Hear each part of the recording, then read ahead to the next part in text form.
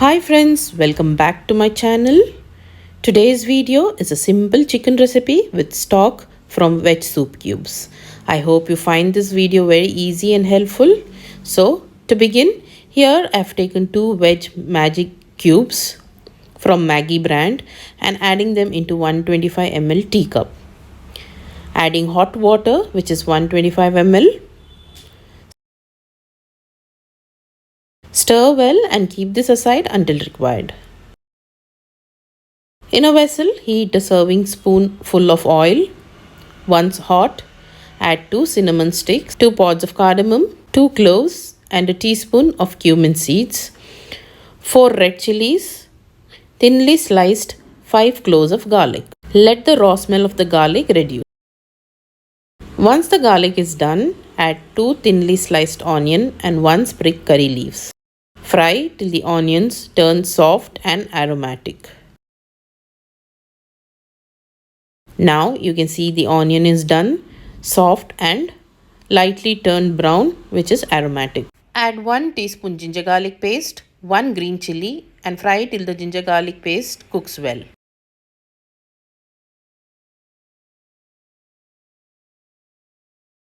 Once the ginger garlic paste is done, add 2 roughly chopped tomatoes and cook until soft.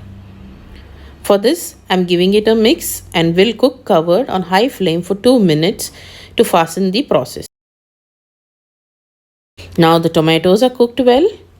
Add half teaspoon turmeric powder, 1 teaspoon black pepper powder, 1/4 teaspoon Kashmiri red chili powder and 1 teaspoon cumin powder.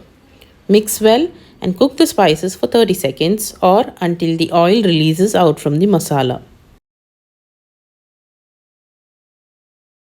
Now you can see the oil released, which means the spices are cooked well. Add 800 grams to 1 kg of chicken, a handful of frozen green peas. This is optional.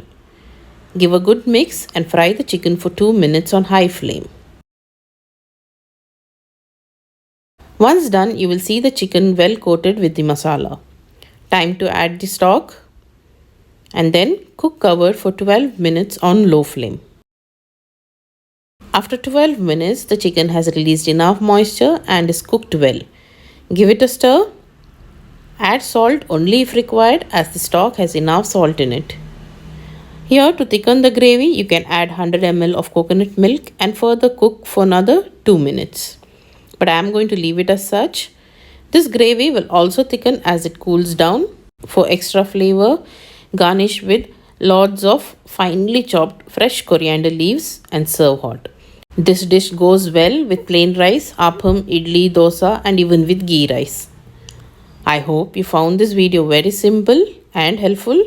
Do give this recipe a try and share your experience in the comment section below this video.